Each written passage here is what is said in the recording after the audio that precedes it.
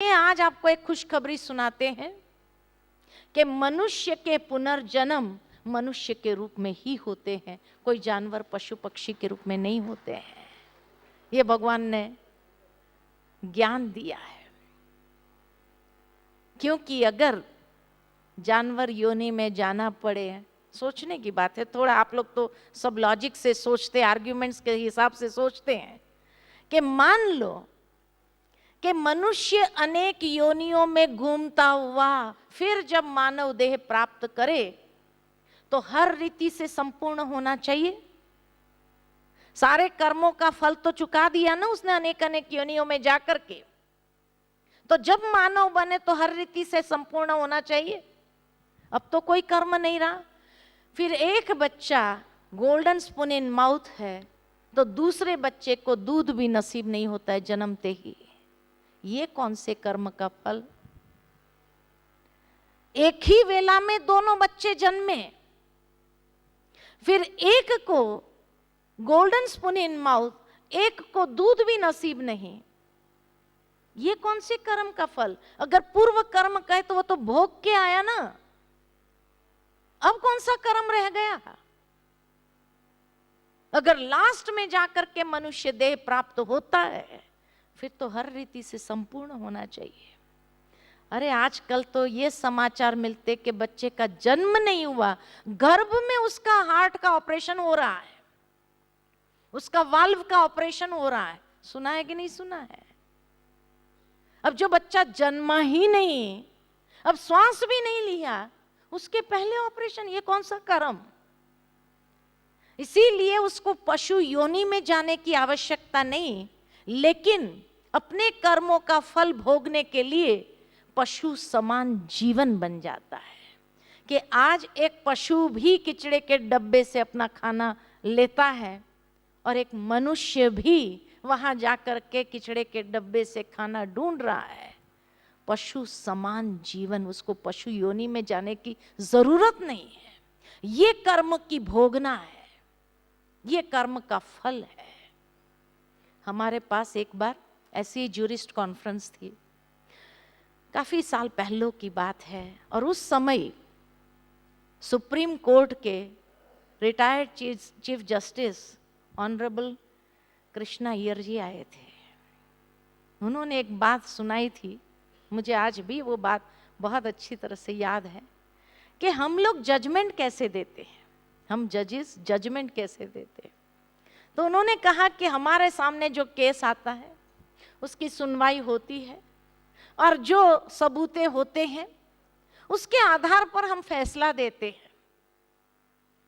मान लो कि एक चोर है, उसने चोरी किन कारणोंवश किया उस हिसाब से हम उसको सजा सुनाते हैं, भाई इतना महीना इतना साल जेल।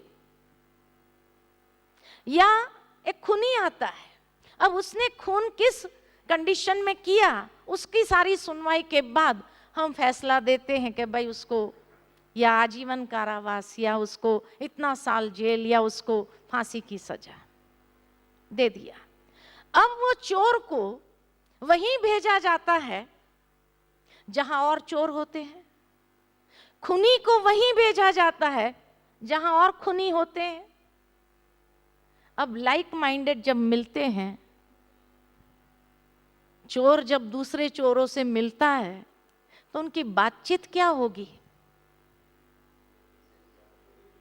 भाई तू कैसे पकड़ा गया, क्या हो गया, क्या चोरी करने, एक दूसरे के सहानुभूति वाले बन जाते हैं, एक दूसरे का दिल रखते हैं, आश्वासन देते कोई बात नहीं, अरे हम भी तेरे जैसे ही है, और अंदर में दोस्ती हो जाती है, एक गैंग बन जाती है, और बाहर निकलने के बाद एक दूसरे का इंतजार करते और एक दूसरे से ऐसी टेक्निक सीखते हैं कि दोबारा कभी पकड़े नहीं जाएंगे। ये जजमेंट है। और क्या भगवान का भी यही जजमेंट देने का तरीका है? मनुष्य का ये जजमेंट देने का तरीका है।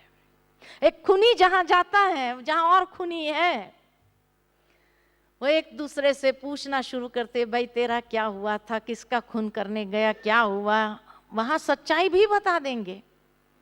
क्या हुआ था, क्यों, कैसे हुआ था, ये सब।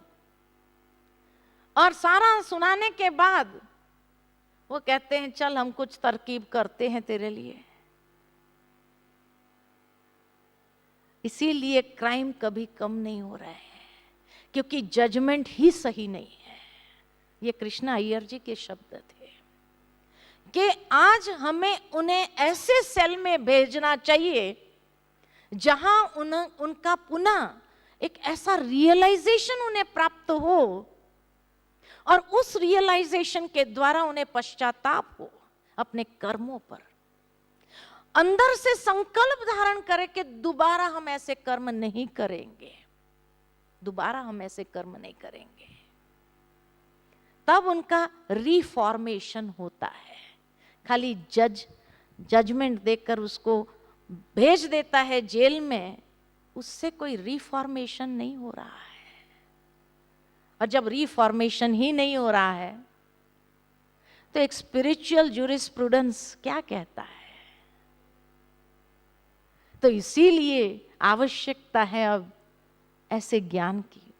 इसका प्रयोग हमने किया। मैं तो एक ही बार गई थी साबरमती जेल में, अहमदाबाद में। हमारी बहनें लगातार वहां जाती रही और हमारे वैल्यू एजुकेशन कोर्स वहां शुरू किया उन्होंने। काफी कैदी इंटरेस्टेड, क्योंकि कई पढ़े लिखे होते हैं। पढ़े लिखे होने कारण उन्होंने भी उस वैल्यू एजुकेशन कोर्स में एग्जाम देना शुरू किया। और जब एग्जाम देने लगे, उन्हें डिग्रियां मिली। वहीं जेल में उनके लिए कार्यक्रम हुआ और उनको डिग्रियां वहां दी गई। मुझे भी बुलाया था। उसके बाद मुझे कहा कि आप गीता पर बोलो कुछ। मैंने तो एक ही लेक्चर लिया, लेकिन उन्हें इतना पसंद आया और उन्होंने कहा नहीं, हम 18 अध्याय सुनना चाहते हैं आपसे। अब मेरे पास उतना टाइम नहीं था 18 अध्याय सुनाने के लिए। मैंने कहा मैं न उस तैयारी से आई हूं और न मैं कर सकती हूं। तब हमारी बहनों ने कहा कोई बात नहीं, इनकी इच्छा है ना, हम पूरी करेंगे। उन्होंने सीडी ले जा करके 18 अध्याय की पूरी सीडी उन कैदियों को सुनाई। उन लोगों में से इतने लोग रिफॉर्म हो गए हैं साबरमती जेल में, इतने लोगों का परिवर्तन हुआ है। तब कहा कि ब्रह्मा कुमारी को अभी ये सेवा जरूर करनी चाहिए। और आज इसीलिए हर शहर में लगभग हर शहर में हमारी बहनें रक्षाबंधन पर जाती है, राखी बांधती है, राखी का रहस्य बताती है। खाली रहस्य नहीं, उसके बाद वहाँ कोर्स शुरू करती है, आध्यात्मिक ज्ञान देना शुरू करती है। और काफ़ी लोगों में परिवर्तन आता है, काफ़ी लोगों में। इसीलिए भगवान का जजमेंट देने का तरीका अलग है। वो ऐसी गलतियां नहीं करता है, वो रिफॉर्म करता है आत्माओं को संपूर्ण रीति से। और इसीलिए उसको मनुष्य योनि में रह करके ही सजा भोगनी पड़ती है, क्योंकि मनुष्य के पास बुद्धि है। और बुद्धि के कारण वो इतना समझ सकता है कि जरूर मैंने कोई गलत कर्म किए हैं, उस कर्म का फल है।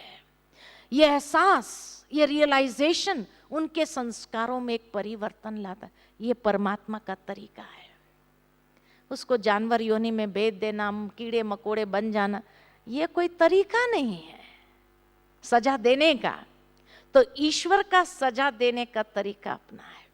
तो इसीलिए ये खुशखबरी सुनाया कि आपको हर जन्म मनुष्य योनि में ही मिलेगा, लेकिन कर्मों के अनुसार मिलेगा, ये जरूर है, कर्मों के अनुसार, ताकि उस रियलाइजेशन से आप अपने अंदर परिवर्तन लाना चाहो तो ला सकते हैं। तो कई बार कई लोग हमसे क्या पूछते हैं, बहन जी फिर ये जानवरों को, ये पशु पक्षियों को, ये कीड़े मकोड़ों को कभी मन नहीं होता होगा कि हम मानव बने? मैंने उन व्यक्ति से यही पूछा, आपको कभी मन होता है कि हम कीड़े मकोड़े बने? जब आपको मन नहीं होता है तो उनको भी मन नहीं होता है, उनको भी मन नहीं होता है। एक बार 3 बंदरों का कार्टून देखा मैंने कि 3 बंदर आपस में बात कर रहे हैं। तो पहला बंदर कहता है कि सुना है कि ये मनुष्य अपने आप को हमारी वंशज कह रहा है।